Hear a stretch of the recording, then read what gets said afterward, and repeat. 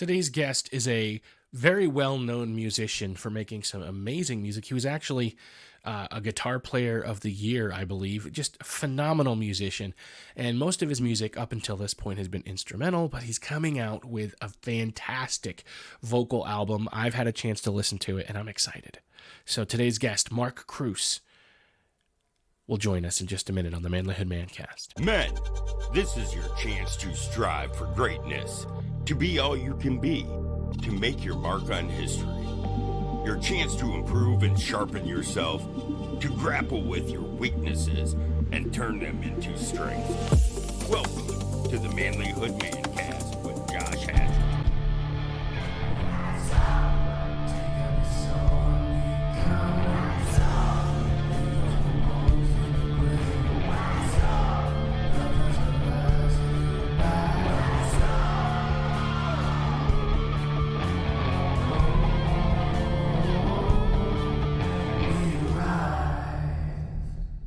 Gentlemen, welcome to the Manlihood Mancast. Listen, this is a movement. This isn't just a podcast where Josh Hatcher talks about the things he's interested in. This is a movement of men who are saying, I'm going to become a better man. I want to learn from other men. I want to help invest in other men, and I want to be a part of something bigger than myself. I want to link arms with brothers who are willing to fight and to encourage and to teach and equip each other.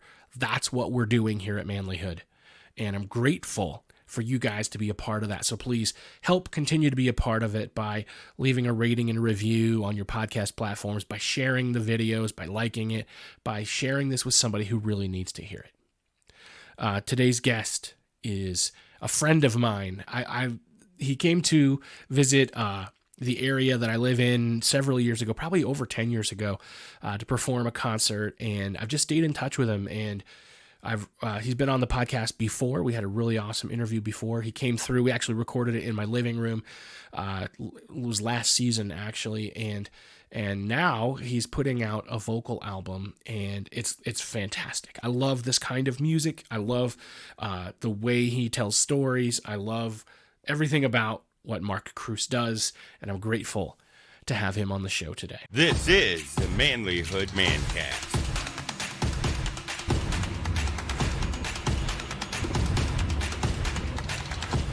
Mark, welcome back to the Manlihood Mancast. Great to have you on again, man. How's it going? Thanks a lot, Josh. Thanks for having me. I'm doing pretty well. It's a dreary day in Florida, but I probably shouldn't be complaining because I'm still in Florida. It's good life. You know, I'm getting ready to go on the road for a Christmas tour in a couple of weeks, where I'll be doing a Christmas show as the guest artist for a church in North Carolina, and also playing, doing some Sunday mornings at some other churches, playing and speaking. And I believe I'll also be going out to Kentucky for a couple concerts after that. So I'll be away for about 3 weeks. And I'm excited to hit the road again. But just a lot of last time that we talked, you were on the road and you stopped here in Pennsylvania. You actually stayed with us, and we actually were able to record a podcast like in-house, in person, which was my first in-person podcast, which was kind of fun. So, but yeah, man. So Florida is Florida, and I got to go to Florida for the first time this summer, and yeah, you can keep it, man. You can keep it. Yeah. Oh, you came during the summer? Oh, it was July. It was really summer, hot. Josh. It was what really month? hot. Yeah. No, it really is. It's horrible here during July and August. We've been living here since the beginning of the pandemic. We got stuck down here. What we had been doing was my wife and I, we were on the road full time for 2 years without a house, without an apartment. We kept a storage unit in North Carolina where we'd been living before. And prior to the pandemic, we had booked an Airbnb in the Orlando area, and we were just going to vacation here and see Nora's family and hang out for a month. And then that month turned into a year because of the pandemic. We were at that Airbnb, and then we eventually said, okay, I don't think we're leaving. We found that we really liked it. We really liked Central Florida. But it was it's 2 months out of the year that you just don't want to be here, and that's July and August. And being from Michigan, I can tell you there are 5 to 6 months out Right. of the year in Michigan that you don't want to be in Michigan. So to me, all the rest of the time is wonderful in Florida. Even June, believe it or not, even June wasn't even that bad this year. Okay. But yeah, give it another shot. Like, give it another I had shot. on my It's awesome I down had on my here. bucket Like, list that I wanted to see an it really, alligator, really and so is. my wife said, "Okay, well, let's go to Gatorland." And I got to see like so many alligators, and I'm sure, yeah, like they weren't in the wild, but that was pretty cool. So It's amazing, dude. Like I rarely find somebody that is that's the as coolest part. enthused about the alligators as I am. Like, dude, it's like everybody else is like, "What's wrong with you, Mark? Like, it's They could a eat big you. reptile." I'm like, "Yeah, it's a big reptile." It's a murder puppy. Like it's and my favorite thing about them. Yeah, my favorite. Well, so like we've got them right here in the neighborhood. We live in a 55 plus community. It's a long story of how we were able to get our place here, but like they're just here. Like, the alligators are here, and my favorite thing is, like, what I think just fascinates me about them is we can't do anything about them. You can't do anything about them. Sure, like if one gets too big, they'll come along and the authorities will come along and kill it. But that's like one of like several. Like you just if the sometimes like the streets will flood in Gainesville, and there are a lot of alligators in Gainesville, and there'll just be alligators in the road, and they can't do anything about them. Like they were here before us. Like, what are you gonna do? And it's just kind of this fun, like, surrender of like, let's find out what people do. Like, Nope. I It's just the find it same thing here with fascinating. black I don't know. bears. I'm a weirdo. We had a guy from St. Oh, they're also in Oh, Florida. we have Yeah, those yeah. too. They're We also had a a problem guy for some come people. to do a music festival from St. Louis, and he was a rapper, and he just like he's grew up in the city, lived in the city his whole life, and he's driving along and he sees the bear crossing sign, and he's like, "What is that?" And then I told him that on there's like a dumpster near the stage where he was playing, and I told him that like 2 days ago I saw a giant black bear getting into that dumpster. So the whole time he was rapping on the stage, he's looking behind him because he's expecting the bear to join him. So yeah, that's the craziness of wildlife. You never see them here. Like I've seen maybe 5 bears in my life, and only maybe 2 of them have been in Florida. Like, they're just like the alligators. They're rarely a problem. They're rarely like actually a big problem, like hurting people and everything. And it does happen. But in my experience with the alligators, most of the time, stay 20 feet away from the big ones. But most of the time they don't want to have anything to do with you. They jump into the water. But Yeah, I'm no, really there's like glad you got to see thousands, man. It several was awesome. alligators while It you were was here, awesome. man, That's a because cool place. yeah, it's nuts. It's Yeah, yeah, that was absolutely awesome. nuts. Anyway, It's really, really cool. Florida and alligators and black bears. So, but what we really have you on today to talk about, dude, is this new album. This is first of all, I hate the fanboy here, but like I am, I've been a Mark Kroos fan since the first time that you came to town, and we listen to your music all the time, and I love it, and it's good stuff.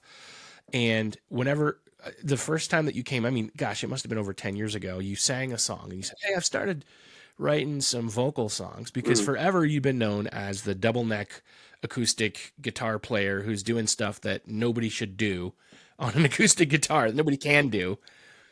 And I've just been waiting for 10 years to hear this vocal album. So this is awesome. Thank you, Josh. I really appreciate that, man.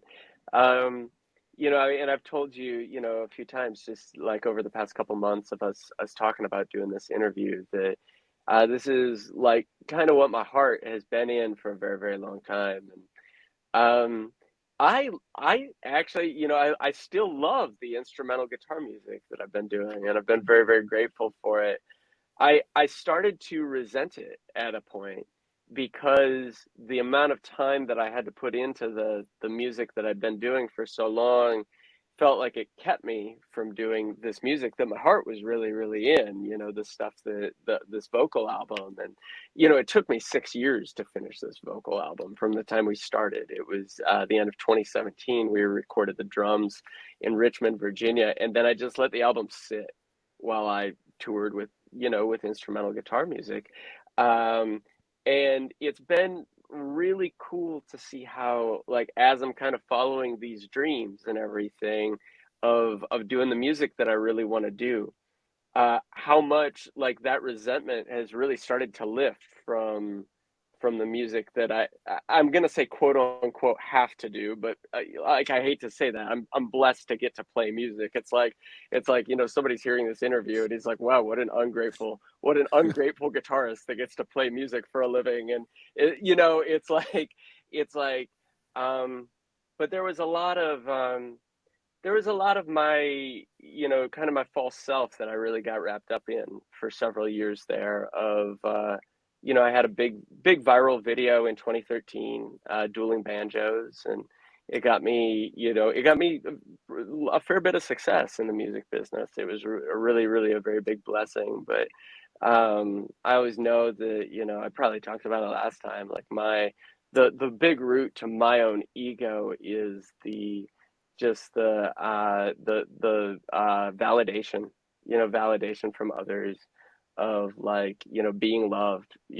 I mean, everybody at their core, the core of their ego, they want to be enough. Everybody at the core of themselves wants to be enough. But starting to really believe that you're enough based on what other people tell you can be really detrimental.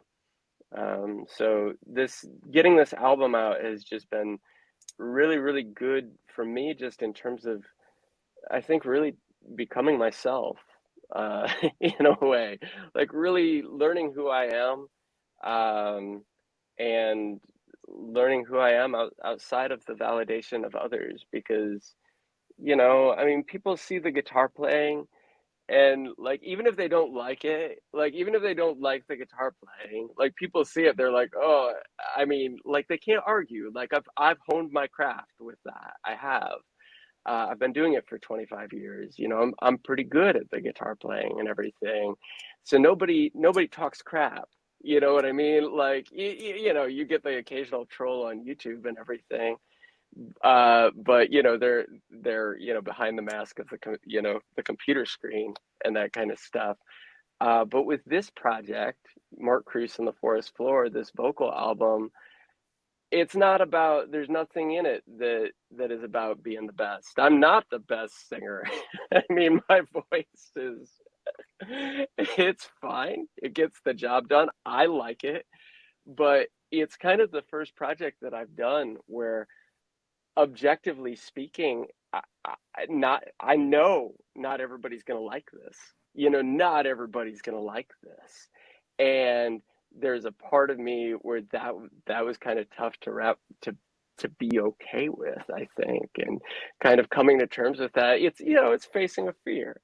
There's quote, I don't remember who the quote is from, but the idea that everything you want in life is on the other side of fear. And for me, to face the fear of putting out music that, oh no, somebody might not like it, or maybe a lot of people might not like it, or maybe even most people might not like it. I don't know. But something that my heart, like, is really, really in, really vulnerable. And I mean, you've heard the songs. They're very, very vulnerable songs, really talking about, myself, my feelings, the stuff that I've been through, and putting out there, and just saying, hey, do what you want with it. Like it or don't like it. It's me. Or, Yeah, well, man. it's I want a to representation of me. not feed the ego, right?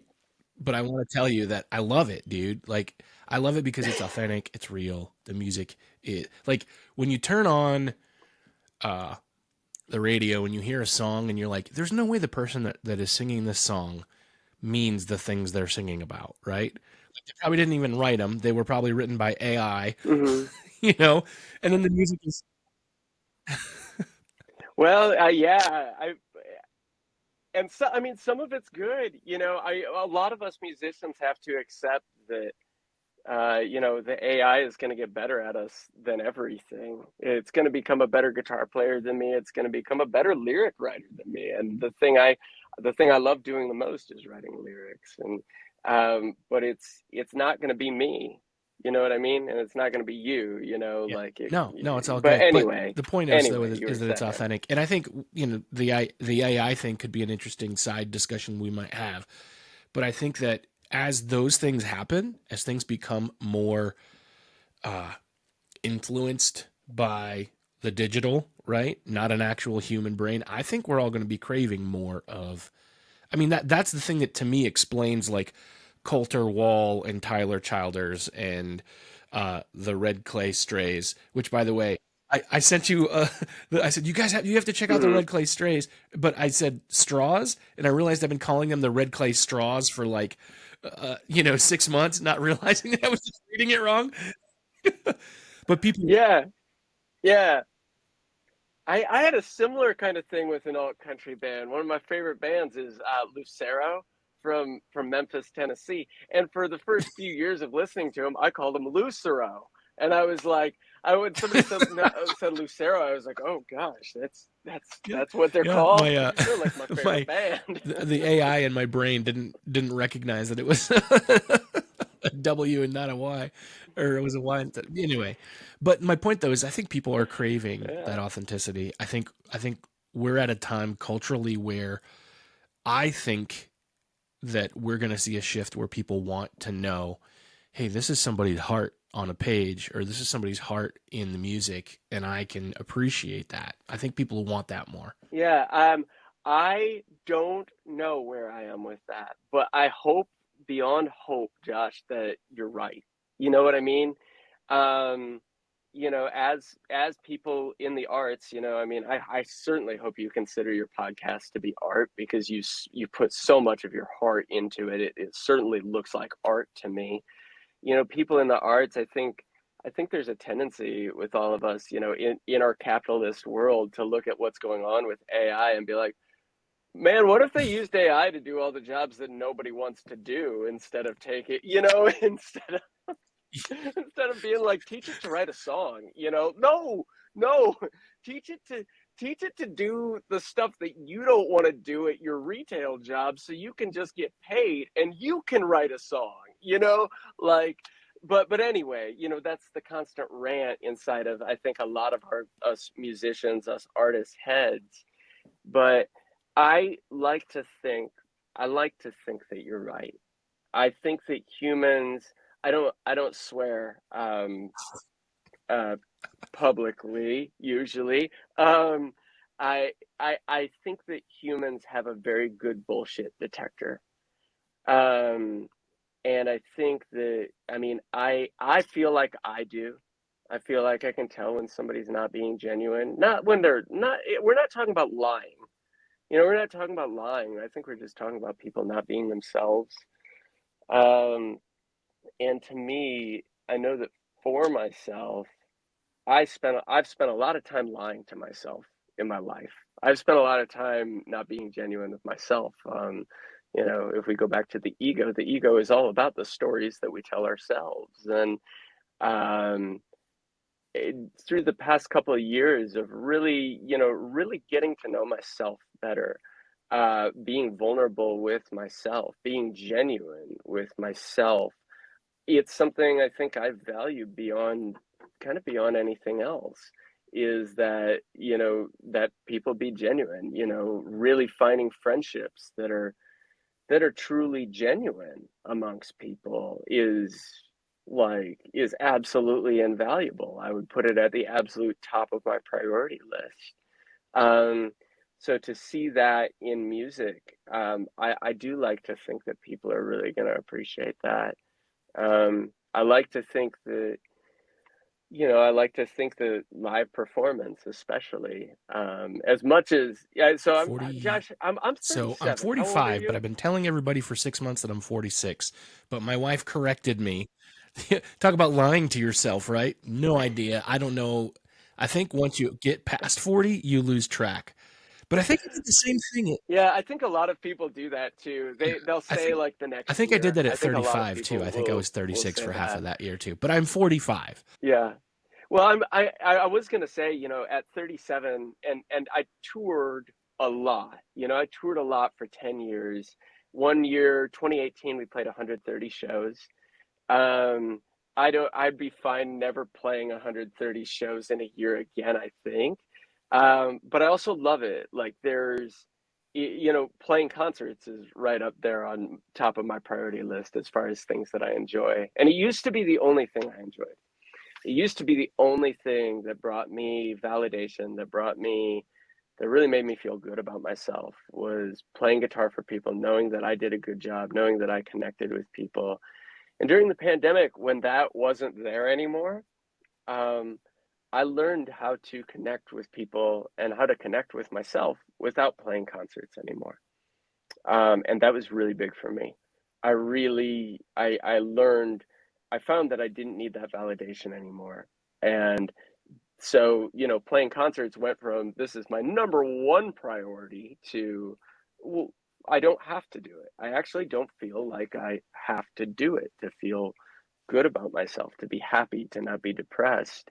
But I still love to do it. Now, that said, is my kind of roundabout way of saying I'm getting tired on the road a lot faster at 37 than I did at 27, dude.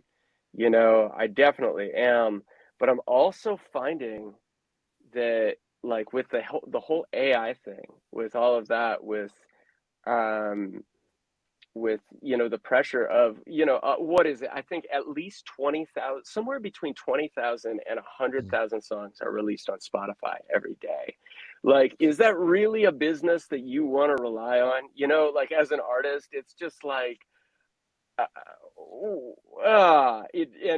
we're talking what, third of a cent per stream, that kind of thing. And we can gripe as artists, we can gripe all day about it and stuff, but at the end of the day, I think it's more about, take a look at the business and ask yourself, is that a business that you really want to be sinking all of your time and effort into? So everything that I've kind of been feeling like God has been pushing me toward lately has been more in terms of live performance. Actually, I plan to play several concerts next year. I plan to do more of that, and I'm excited about it. I'm excited to take these new songs and this project, and I'm looking to kind of integrate it with what I've been doing for a long time. Because, I mean, you've heard the album. This new vocal album is completely different from anything that I've done before. Like, it's like you've got, slow, pretty beautiful, whatever, instrumental guitar music, and then Mark with his alt country, whatever this is, with the Mark Kroos and the Forest Floor thing. So what does a concert look like of that? It's like, here's now time for something totally different. So I get in my head about it. And I don't really, I've done it a little bit. Like you said, you've heard me sing in concert and everything, but it's not usually the reason that people bring me in. And it's just, it'll be interesting, hopefully fun, probably a little uncomfortable to kind of explore that Yeah, I and can see where learn that through the would be, process. when you've worked really hard to become the best at something, right? And you're good at it, and you're good at it, which is not wrong, right? To have that kind of, I hate the word pride, right? Because Mm-hmm. pride means so many different things, right? Like, pride is bad if you're Mm-hmm.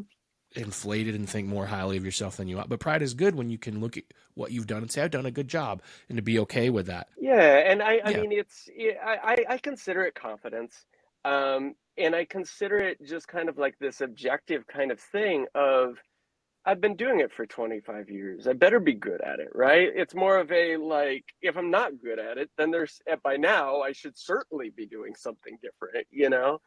Um, yeah, so yeah, and it's Mhm. not like I haven't had help to get there.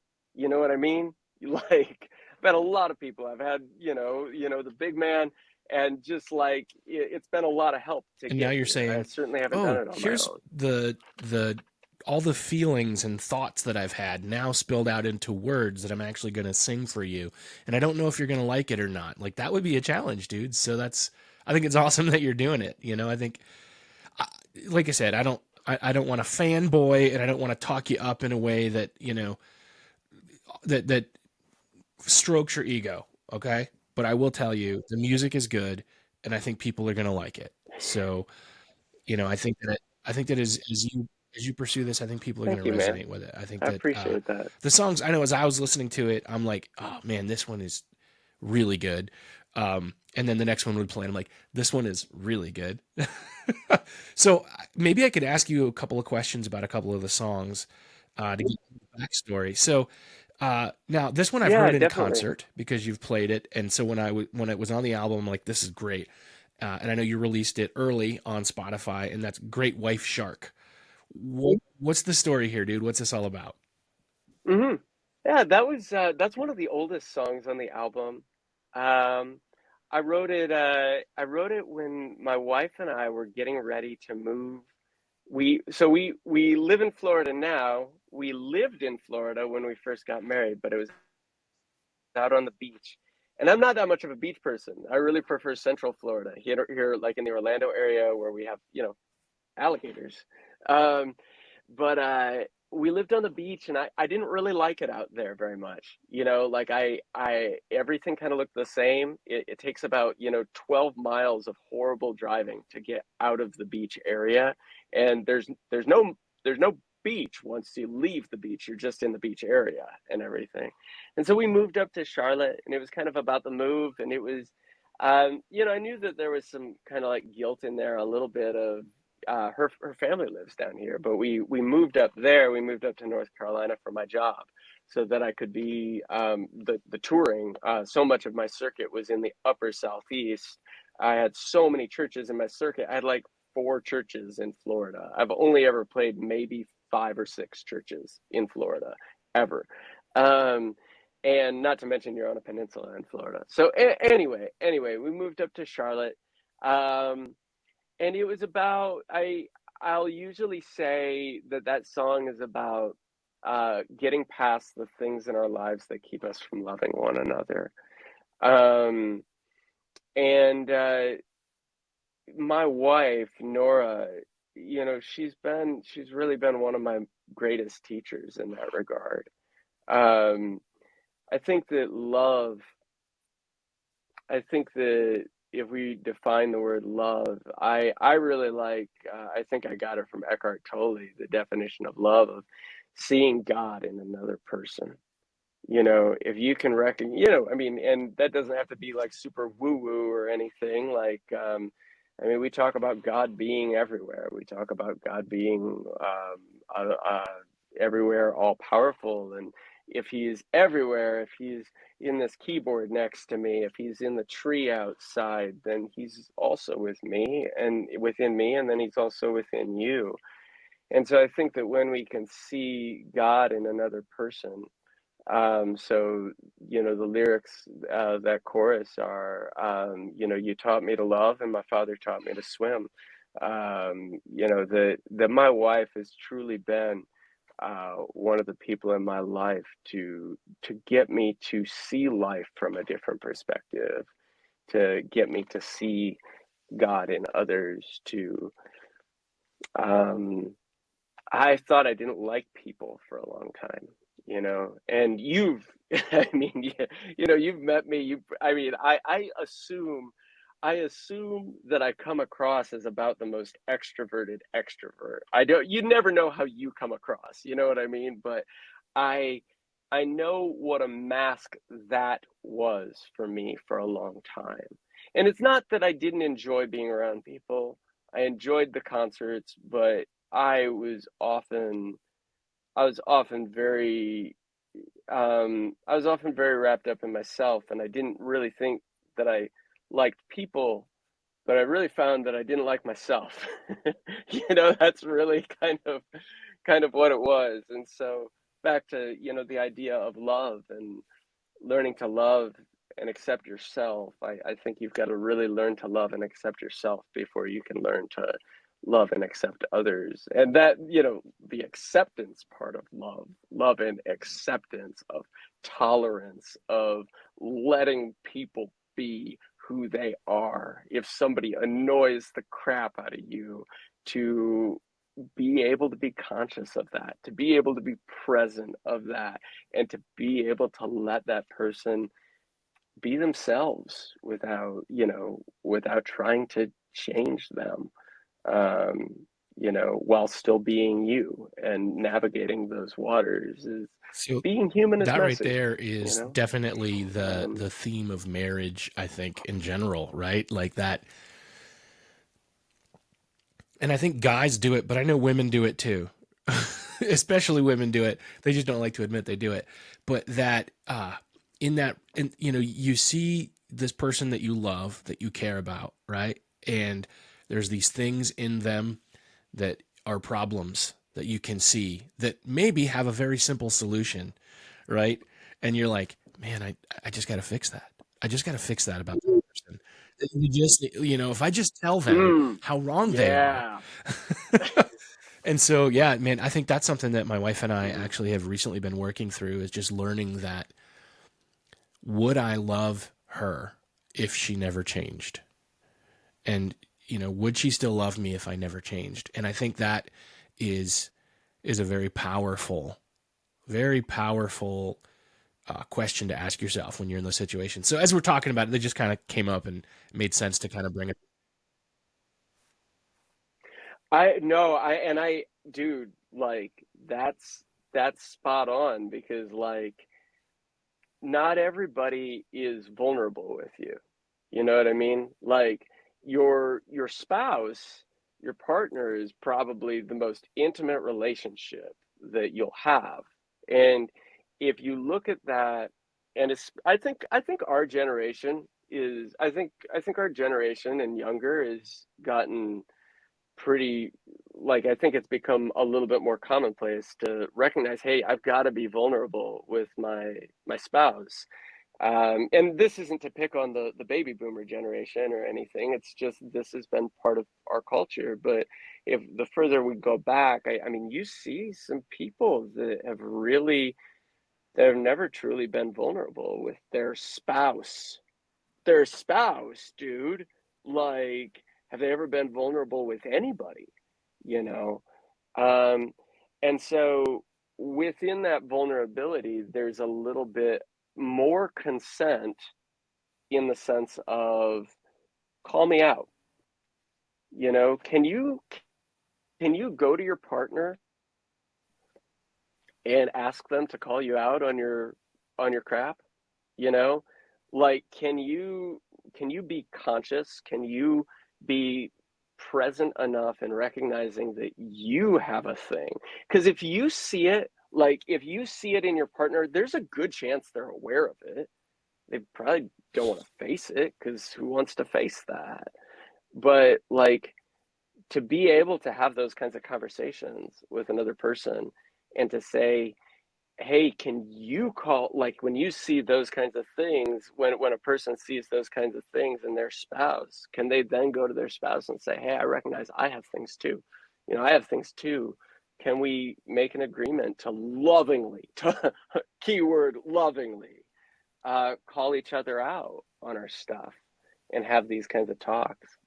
Um, a few We haven't kept up with this, and my wife is probably hearing this entire conversation through the wall, so we'll probably talk about this afterwards.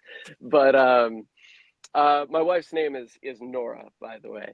And Josh, you've met Nora. That's more for your viewers and listeners. But this was a few months ago. We had agreed to do what we called midterms. And that makes it sound like a test. We probably shouldn't have called it midterms, but a midweek discussion of just how we're doing as a couple. Because we've been married for 10 years now. And so, 10 years into marriage, like, and we've always been, I mean, we're a cutesy couple. I mean, you've seen us on the road, Josh, like, and we do travel really, really well together. Like, but we go to a concert, it's about as much Nora's concert as my concert. I mean, she's on stage as much as I am. And so, but obviously over 10 years, you're going to have some disagreements. You're going to especially if you're going to grow as people, as individuals, and grow together, it's going to be messy. Like, human growth is messy. It's just the way it is. We've got all these feelings and everything. And, like, to be able to lovingly approach the other person and see, what you had said of when you see something within that person that they could really work on, how do you approach it? And I mean, I think my answer to it is to recognize if recognize that there are things within yourself that they might see. And so that's like the easiest way to, I think, bring it up, is to say, hey, I know that there are probably some things within me that you see that I could work on. Can we have a discussion as to what those might be? And I have some things for you as well, and to make that a part of your communication with your spouse. And I think, I almost kind of think it's the only way to grow together. Like, because if you don't grow together, you're going to grow. I think you're going to grow, because if you don't grow, you're going to die. The first person I heard it from was Rob Bell, this concept of, if you're not growing, you're dying. If you look at nature, if you look at a tree, it's either growing or it's dying. And so your marriage can do the same thing. Your marriage can either be growing or it can be dying. And that can often be the people growing apart instead of growing together.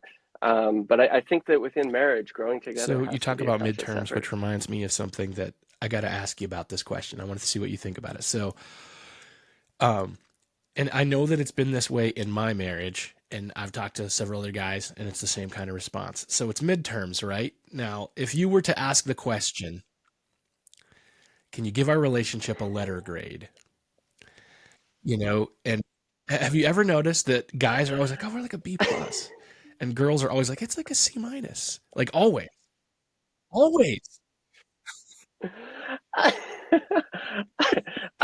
I think that's a mistake, Josh. I'm sorry. Don't do it. Like, just because we called it midterms does not mean you want to give it a letter grade. Don't, like, It's that's just, there. you're just asking for No matter trouble if how you do great you that, think it dude. is, Like, they always see room for improvement. I mean, I think that I would True. argue that there always is room for improvement. I would argue that there always is room for improvement.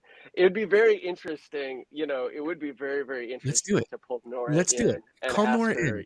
ask Call her Nora that in and ask her that exact question. Let's question find out. on the spot. You don't have to do She's not that. gonna like, I don't, no, I'm not going She doesn't to. want to be on the spot. Like, just pulling her in on camera is not Nora's thing. That is not Nora's. And knowing that kind of thing, gentlemen, knowing that kind of thing is really good for your marriage. She actually just sent me a text message on my computer that said nope. So, so yeah, knowing that kind of thing is like, you know, one thing while we were talking there, Josh, one thing that came to mind, and maybe we talked about this last time, because um, I'm such a big fan of Yeah. it. Are you familiar with the Enneagram?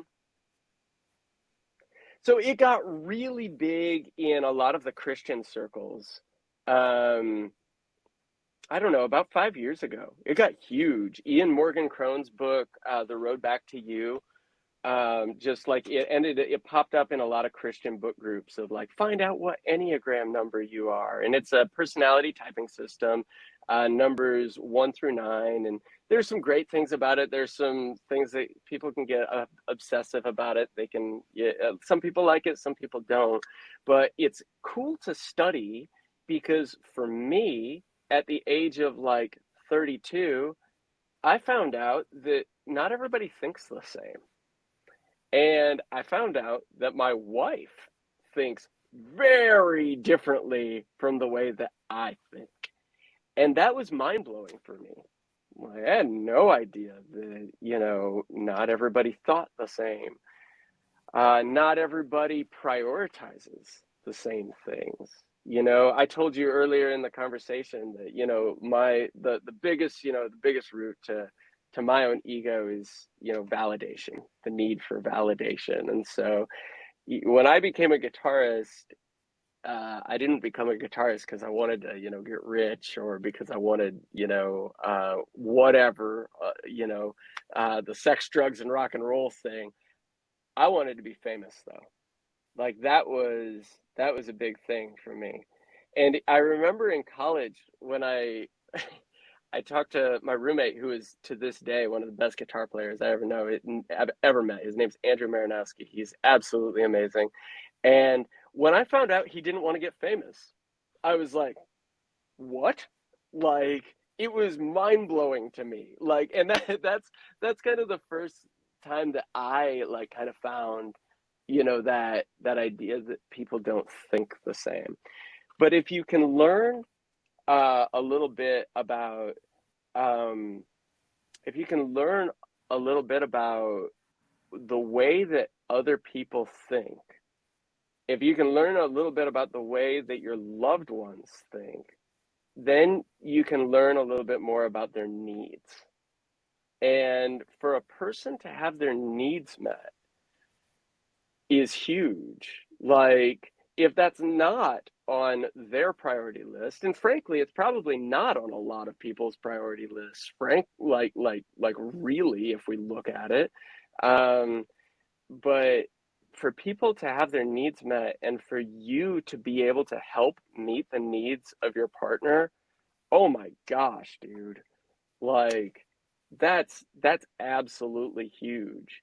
You know, um when you find out, you know, like if your partner, you know, just something as simple as finding out that your partner isn't a morning person, you know, and they've been trying to keep up with you being a morning person for a long time. Like, that's a very, very simple example. Um, but like, or, oh, this is fun. We we talked about, like, you know, when you see a problem, you want to fix it. I think that's a very male thing to do. That's the very masculine thing to do. Is we see a problem, we're like, hey, I want to fix this. Well, you know, I've found that if my wife and I have a disagreement, I immediately want to fix it. Like, I want to talk it out. Let's talk this out. Let's hammer this out and everything until it's fixed and we're good. My wife needs a second to process things. My wife might need a day to process things. I didn't know that for about the first 4 years of our marriage, you know?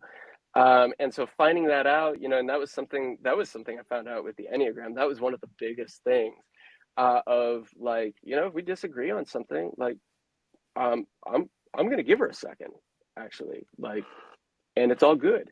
And it's uncomfortable at first. Oh, you know, heaven forbid we be uncomfortable or anything like that. Um, but uh, that resistance, that resistance to discomfort is something that I generally actually think that the more you can lean into that resistance to discomfort, meaning lean into the discomfort of things that are outside of your comfort zone, ooh, like, I really think that's where you grow. And I think that's where you really progress in life. It kind of comes back to that idea that the things you want in life are Excellent. often on the other side of fear. So, Mark, you said something in the conversation when you were talking about that motivation to be famous, right? You know, and you picked up the guitar because that's what you wanted. It reminded me of a line in one of your new songs. It's in The Dirt and the Pine. You said, just because you put a guitar in his hand doesn't make him a man. And earlier in the song was kind of hinting at, you know, playing the guitar because, you know, guys are playing the guitar because they know what the girls want to hear, you know. Well, let's talk about that song. What all are you saying there, man? Yeah. Yeah. So that, you know, my wife and I met, I was playing in a bar, you know, in Florida. That song is a lot about, you know, gosh, all the songs are really about my wife on the album. That's really kind of what the whole album is about. But the album it's really about my own personal growth, you know, over, you know, kind of through my mid 20s, and into my mid 30s. Um, but that song in particular, The Dirt and the Pine, um, was about I think being a man, being a young man, about the age of, 27 or so. I think I was 26 when Nora and I met. And, uh, in my, I think my own intentions of just kind of where I was at that point in my life, of, self-discovery.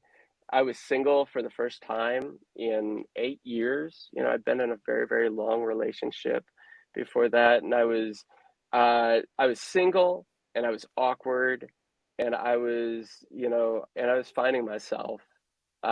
It just in a very, um, I didn't know what I wanted. I didn't know what I wanted out of life, and when I met Nora, we really, really hit it off. I'd really had a lot of trouble connecting with people in that year, with anybody. And, we really hit it off. We really fell in love, and got married 4 months later.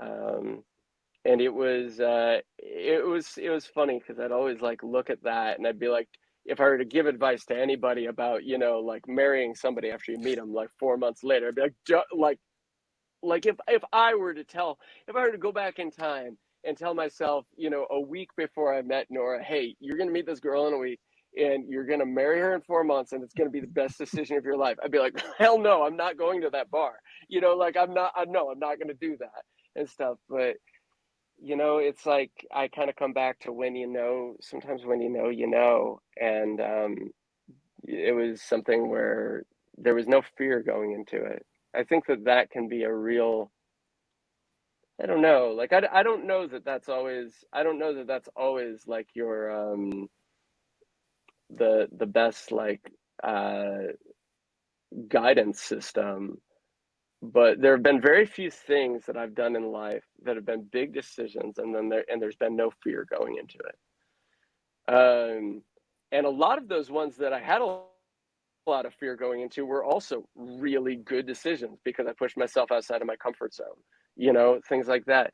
But there was something interesting about us, when we got married, and we were just like, nope, this is right. Like, this is right. We just truly, truly felt that way. And I'm really, really That's grateful awesome. I love that that story, we man. went forward with that. Yeah, I think when I first met you, you were Thank you, actually man. just working through that breakup from your relationship before. Yeah, it's possible. Either that or I might have actually, I came to Open Yeah. Arms for the first time pretty early on in my career. So I might have still been in that relationship, but there's a very good chance that you're in an 8-year Yeah. relationship. It's going to take a second to kind of get past that, to when you find yourself single for the first time at the age of Who am I? 25, like Yeah. who am I? Who the heck am I at that point? I So like it. that's a lot of kind of what that song is about. And I think the way that God brings people together, and I think really causes things to work together for good, and helps Mark, people what learn would from you one say, another. and this might be a loaded question, but what would you say is your favorite song on this new album? I really like Great White Shark. Um, I love Starters Tend to Fail, which is the first song. Um, like I absolutely love that song. I'm really glad it's the first song. The guitar solo in it is my favorite guitar solo I've ever played. Um, and that song, it begins with a lot of the album is, there's kind of this underlying vibe of kind of me being sick.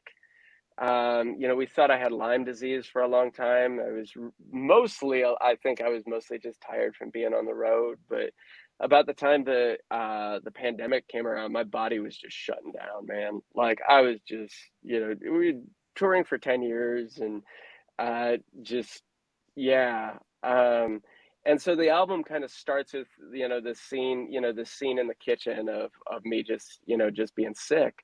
It actually kind of sounds like I'm drunk, but the way I wrote it, but it's more just not feeling well.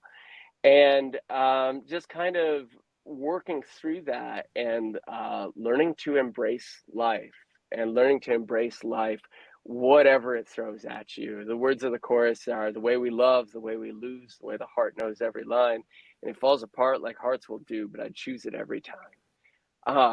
Yeah, and like to take the downs with the ups, take the bad with the good, and to really, really learn to embrace it. That life isn't just something to get through, that it's really something to embrace Good. and something to Good live. stuff, man. I love it. Yeah, I appreciate that you sent me the pre-release copy because I'll be listening to it on repeat for like the next 6 months, which stinks because you won't be getting that 3 cents a stream. Well, thank you, man. Hey, when it comes out, when it's actually out, when Yes. it's actually out, make sure to switch over to Spotify, because that does, or whatever streaming Right. service you Right. use, because that does help me in the algorithm and everything. I mean, I know I poo-pooed Right. the third of a cent we get paid per stream and everything, but yeah, and I don't know when this, like, as people are listening to this podcast, it's probably January at this point. We're filming it and recording it in November. But hopefully the Yeah, album is out by the time people are hearing this that's my podcast, goal, is to make sure we can or time it right very along with close the to being release so out. people can just literally just click off Spotify from here and go straight over and listen to it. But I joke with my wife all the time when we're driving. I'm like, probably like a half of all of Mark's Spotify streaming revenues come from us. I we made you certainly like 15 appreciate it, whole man. bucks, dude. I really, really do. It's yeah, and that's great. It's awesome. It's absolutely awesome. I think we actually on so one thing that might be confusing for people is that my name is Mark Kroos, and if you type in Mark Kroos, you will find an artist that's been active for 12 years named Mark Kroos, and that is me, and that's my instrumental guitar music. The music that we're talking about is a brand new project, and it's called Mark Kroos on the Forest Floor. And my hair is a little bit longer in the picture, and I'm trying to look cool wearing a jean jacket and everything. And actually, the photo that my wife took, that is like the album cover, I'm not sure if that photo is up on Spotify, but I love that photo, and I felt like it was the first photo of me that was ever really me, and I felt like I was looking at a person that loves himself, and that was my first time being able to say that, and that was um, that's kind of why I went with that photo for the album cover. Um, but yeah, it's Mark Kroos on the Forest Floor, if people want to check that out. And nobody knows how to spell Kroos, spelled just like kangaroos without the anga. I love it.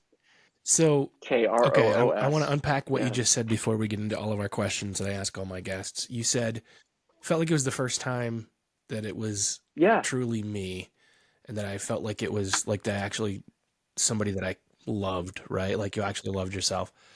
So knowing that that journey Mm-hmm. for you is something that a lot of other people need to go through. Maybe they can go through it a little bit easier if they've got a little bit of advice from you. So how can the guy who's like, man, I see the picture of myself and I hate who that is, how can he go from that place to the place where he sees that photo of himself and he's like, that's me. I like that guy. Yeah. I mean, like,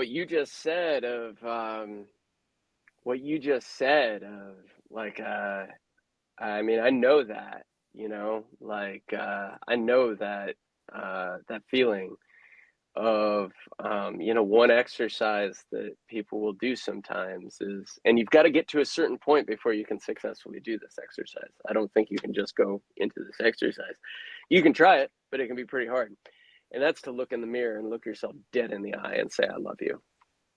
And there was definitely a time I wasn't able to do that. Like, there was a time that, um, most of my life, I would say, I haven't liked myself. Um, and so that, that resonates with me, and it also just, it pains me just, I think, I mean, most of the people that you meet, I think, don't really like themselves. Um, and that's it's hard to think about. It's difficult to think about. I think it starts with presence. I think it starts with consciousness. um, I think it starts with the way to kind of define those is observing yourself. And when you're able to observe yourself, when you're able to observe the parts of you that maybe you don't like, or the unsavory parts of yourself, or when you're going into one of your habits, because most of our lives are just kind of lived in habits. That's just kind of, we have mostly the same thoughts every day. Humans might have X number of thousands of thoughts a day, but they're really mostly the same thoughts. And they're just these kinds of loops. And I think the very first step is to observe those loops. Because when you observe them, when you kind of remove yourself and you say, oh, I'm angry right now, when, let's say you are angry, you're in your anger, you're so angry, you're just so angry. But when you can kind of remove yourself and look at that and observe and say, hey, I'm angry right now, is that really me? Is that really me, or is that just anger? Is that just something I'm feeling? It takes you a step out of being that feeling. And I think that when you're able to do that more and more throughout the day, it's really, really good. Now, how do you do that? Like, how do you get there? Because most people, when they're angry, they just sit in their anger. And then they're just in that ego, and they're just like, there's no getting them out of that. They're just going to have to sit and phrase. I really don't like swearing on these kinds of things, but it's too good of a phrase. They just sit in their shit, and at that point, like it kind of is what it is. But in terms of getting yourself to a point of being more present, I would really suggest that people check out mindfulness meditation. And it's a very, very, very simple practice. And you can Google it. In the Christian church, in the realm of Christianity, like some people will hear, the phrase the term meditation and kind of like freak out about it or something like that. The idea, because it is, it is an Eastern philosophy. It's an Eastern practice. We talk about, a lot of people think of Buddhism when they think of meditation. And I personally think that Buddhism is beautiful, and I say that as a Christian. But really, what mindfulness meditation is, in a nutshell, is it's sitting there for 12 or 15 minutes and focusing on your breath. And you allow thoughts to come up. Thoughts will come up, and you let them pass. And you observe those thoughts instead of going into the thoughts. And then you come back to the breath. And a lot of people, when they've tried this, I'm sure that at least some of the guys listening to this podcast right now have tried this before. And I almost guarantee that at least one of them is saying, I've tried that before. I'm a terrible meditator. I get it. I thought the same thing. But the actual exercise is not in how good you are at keeping your mind silent for that time. My friend Carl explained this. It was like a light bulb went off in my head when he explained this to me, that each time you notice that your mind is wandering and that you should go back to the breath, each time you bring yourself back to your breath, each time your mind wanders and you go, oh, I've got to do this and this and this today, or so-and-so was a real jerk to me the other day. Oh, bring it back to the breath. Each time, that's a bicep curl. Each time, it's a bicep curl for mindfulness, for observation, for presence, for consciousness. And when he explained that to me, I was like, oh my gosh, nobody is actually bad at meditation. That's not really a thing. It's an exercise. It truly is a muscle that you have to build. That's where I would start as far as that goes, because further down the line, when you find yourself telling yourself those things that you tell yourself every day about how you don't love yourself, how I wish I were this, I wish I were more skinny, I wish I were more muscular, I wish I were more of a man. When you're able to be conscious of those, and you're able to see those and go, wait, is that me? Is that true? Is that something that my father told me? Is that something I really believe? Is that something that a teacher told me in the second grade that was one of the most traumatic experiences that I've ever experienced, and it's stuck with me for all that time? Oh my God, I have feelings that I have to feel surrounding this.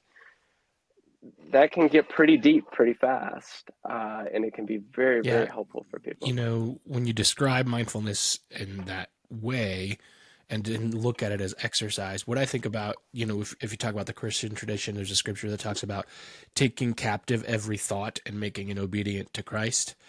You know, and that's very much what you're doing is you're saying, okay, Mm-hmm. what am I actually thinking here? And where does this belong? Yeah. Yeah. So Yeah, that's a perfect verse as well, Josh. Thank you. Like well, it that just, is that's what I really, was picturing yeah, as you were that's describing it. excellent. And I think, yeah, I think that people can get, you know, people can see that something came from somewhere they don't like and then assume that that thing is bad when really in reality all it is it's just, you know, you can filter it through and you can say, okay, I don't want to use it the way that it's used by people who don't agree with me, but what they're doing makes sense. You know, like I can go eat Indian food and that doesn't make me a Hindu, Hmm. you know. Yeah, I mean, gosh, Indian food is fantastic. But yeah, I mean, I think it comes back to, I think within all of that, we've been taught a lot of things, and we've been taught to put our pastors up on a pedestal. And you're the husband of a pastor, and Zoe is phenomenal. Um, but I think it's very, very important. I was raised in the Missouri Synod Lutheran Church, okay, LCMS, and nothing wrong with that. I'm sure there's somebody on here that's LCMS or LCMS raised. And we were very much raised with the idea that pastor is right next to God. He is right up there with God and just on such a high pedestal. And when we put our leaders on this pedestal, it's very easy to forget that they're also very, very human. And I think that the idea of questioning authority, I think the idea of asking questions, the idea of questioning the things that we're taught is very, very important. One, for ourselves, but also for what we're questioning. Because if we question it and it Mhm. holds up, it's that much more powerful. It's that much more true for us. Um, and to me, I think that the big my own personal opinion with everything to look at is to ask if it's rooted in love. And if it's rooted in love, it's it's I believe it's John, in the idea that he who abides in love abides in God and God in him. And that's not a verse that I was ever taught, growing up in the church, that if a person abides in love, then they're abiding in God and God is within them. That's pretty powerful to me. And so if something is rooted in love, um, I really Yeah, believe I God's think in we there. all reflect, even the ones that we disagree with or the ones even that maybe even reject God. I think we all reflect that we're made in that image and it's there. So yeah, for sure. Hey man, Hmm. now's a great time to get into my favorite part of every interview, where I get to ask the same three questions to everybody. And so I like to get different perspectives, and I've actually Yeah, asked you these questions before, so we might get different responses, or we might look back and see that it's the same thing, and that's okay because we've had a lot of guests. It might be. I bet they'll probably be different. I remember you threw me for a loop with them when we That's all asked right. them the last time. Now I sort of know what's coming, but I don't. I we talked about this before the interview too. That it was a year and a half ago, and I know that I've grown and I've changed in the last year and a half. And I think people tend to. I think people tend to like look at the idea of changing beliefs as or changing perspective as like that's a bad thing or something. You know what I mean? Like as a weakness. well, that's not what you said 10 years ago. Right. And it's like, dude, I was 27. like I hope Right. I grew since I was 27, that kind of stuff. So anyway, yeah, please ask away. I That would I be hope awesome. my I hope my Maybe answer I'll is make a completely reel and I'll different from compare what I them said and a be year like, and a see, half he was ago. wrong then. I'm just kidding. Yeah, we'll cancel Mark Kroos. Cancel Mark Kroos. No. Oh, it'll Okay, the happen first sooner question, or man, is later. what does it take to be a man? I think recently in letting people be, letting people be themselves, and in that, um, allowing myself to be myself. And so I think a lot of being a man is getting to know yourself and consciously choosing to grow. Um, yeah, I think that's where I am right now in that answer is that a lot of it, and I don't put I don't I mean I put more of it in the idea of like of being an adult, of coming into, like that I think that's the case for women as well, is the idea of if you're going to be a grown up or whatever, or like if we're saying what does it take to be a man versus being a boy, I think it's consciously choosing to grow. And in that, and I'm sort of stumbling into my answer here too. Responsibility, taking responsibility for the circumstances of your life, but also having the grace for others who maybe aren't ready to take responsibility. There's a lot of that idea of bootstraps, pull yourself up by your bootstraps, take responsibility for the circumstances of your life. And I'm saying hold yourself to that, but like the idea of trying to expect anybody else to hold to that, you got to have grace with people. Oh, and God, that's another one. Just having grace with people, giving people grace. I always define grace as receiving a gift that you didn't necessarily do to earn anything,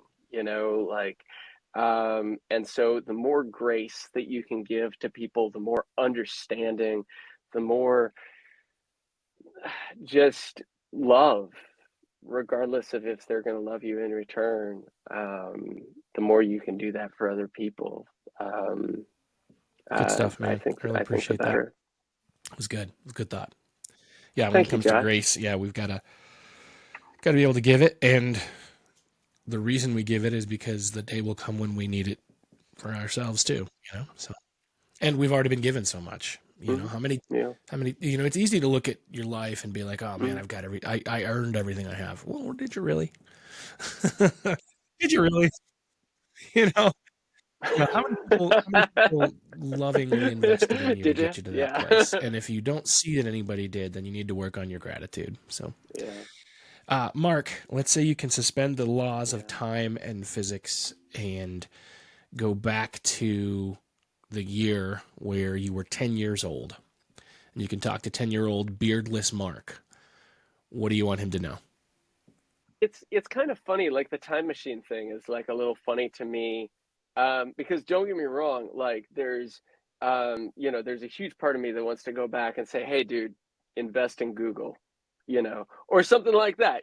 Obviously those kinds of things would be great, but that was right before what's been kind of the hardest time of my life, which is around the seventh grade, and I was really bullied a lot, and adolescence hit, and um I cared for the first time what other people thought of me. I cared about this idea of status. I cared about being with the cool kids, and I'd love to go back to that 10-year-old Mark and say, don't worry about what other people think. But I also know that the whole roundabout life lesson in that, and the way that I've grown through that, because that's been a thing my entire life, has been caring about what other people think. But the number of lessons that I've learned by working through that, has been pretty valuable. So I don't even know if I'd give that up.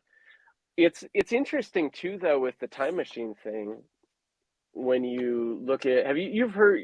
Do you talk Yeah, about the yeah. concept of Sometimes we'll like talk inner about that. child work at all? Yeah. So the idea that, well, that 10-year-old boy isn't actually in the past. That 10-year-old boy is still in here somewhere. And so, like, to be able to, and oftentimes in meditation, to bring yourself down into your heart space, focus on that area in your chest, and to go in and spend some time with that 10-year-old boy, and don't make it a what if scenario, like what if we had a time machine, but to make it a real life now scenario of going and spending some time with that 10-year-old boy. How does Mark feel in the fifth grade? How's he doing in the fifth grade? What's he about to go into when he goes into the sixth and seventh grade, and all of that? And to comfort that kid, to in a way, it's almost a way of kind of reparenting yourself, of like, well, what are the things I wish an adult had said to me in that time? What are the things I wish my parents had known that I'd been going through? And and it's like, well, you've got an adult right here. It's you've got an adult right here. Go tell that 10-year-old, go tell that 10-year-old, what he needs to Excellent, hear in this excellent. That's moment. really good stuff, man. I yeah, I can see that. That's really good. Yeah, you Thank don't have you. to suspend the laws of time and physics to have that conversation. So that's pretty cool. Yeah, yeah. I mean, it's still a All right. great So question. last question: It's Eh, fantastic. what is your best advice for the men that are listening today?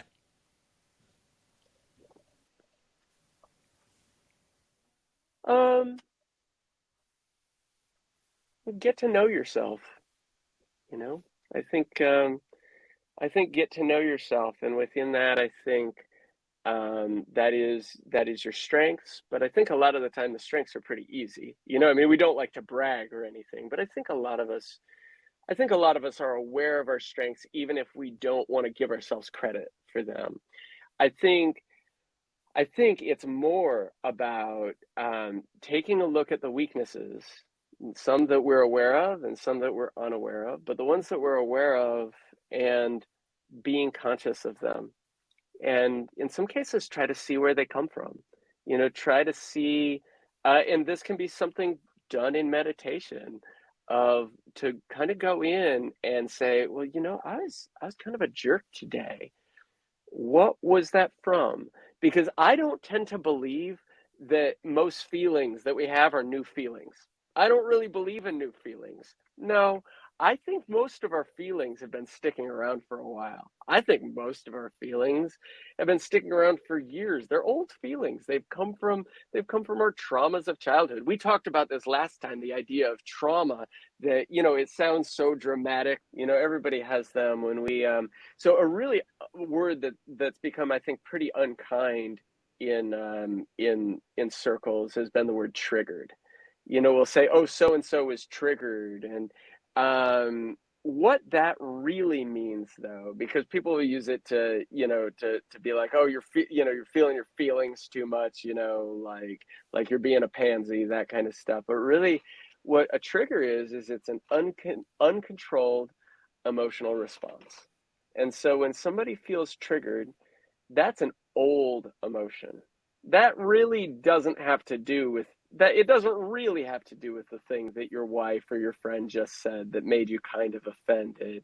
But it's that kind of welling up inside of you of just like, it's an old emotion. That's really probably actually something from childhood.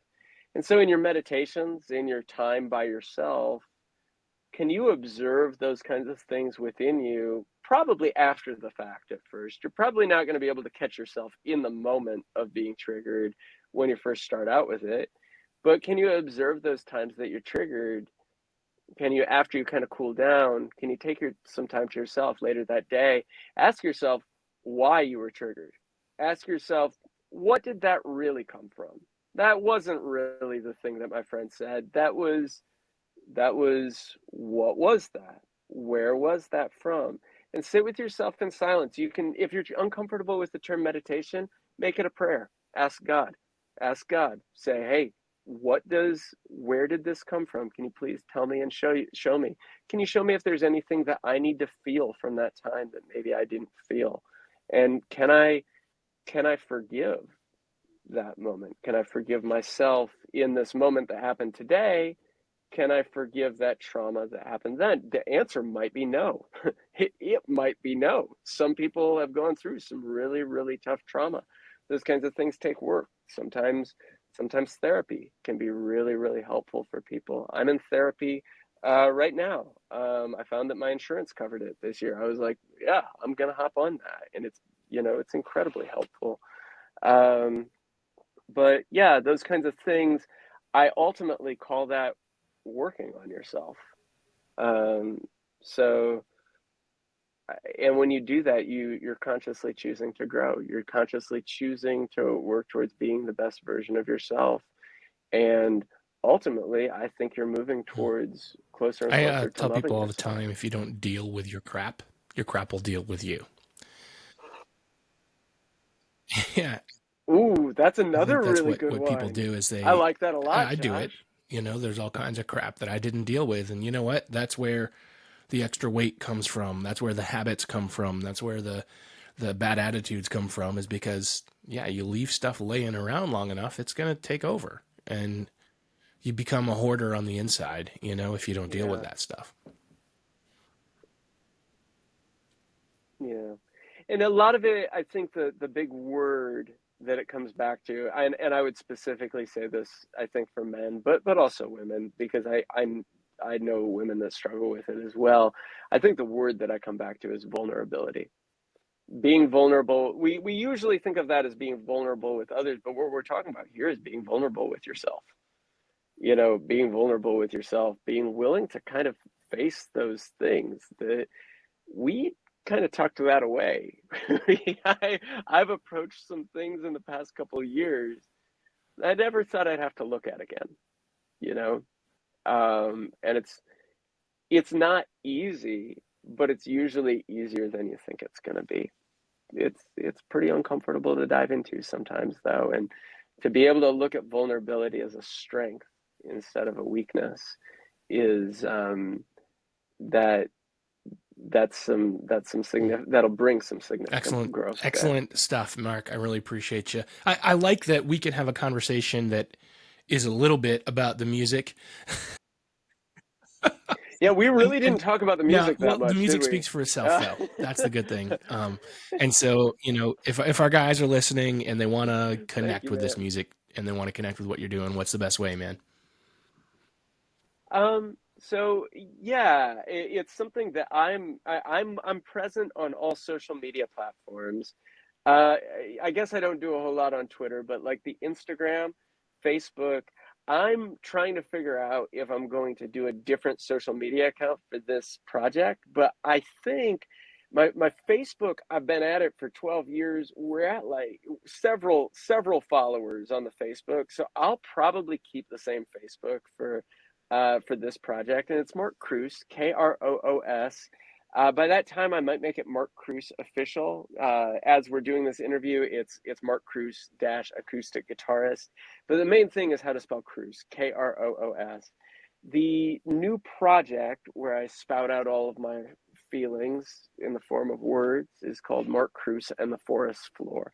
You can find it on Spotify, on Apple Music, on all of your streaming platforms. Um, and the route that I go to promote this music is still pretty undecided.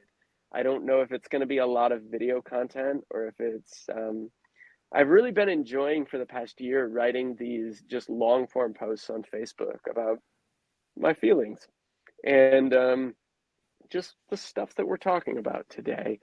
But a lot of my music reflects a lot of that. A lot of the things, the words that I write are a lot about my own self growth and development, just as a person, becoming who I am as a man, as a husband, just as a person, and I think that journey towards learning to love myself That's It's awesome, man. really I been appreciate a it. big We're part going to of it. link it up in the show notes as well.